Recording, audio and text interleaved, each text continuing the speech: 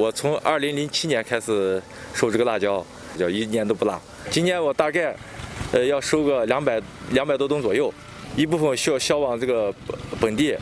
剩下的货嘛就是加工出来以后，往这个云贵川或者陕西啊发往全国。今年又是一个丰收年，今年辣椒平均产量应该有个3吨差不多，这比往年最起码实浇有500公斤提高，实浇产量提高了，干浇产量也提高了。今年辣椒价格也好，按目前市场行情来算法，1亩地要比去年增产500块钱左右。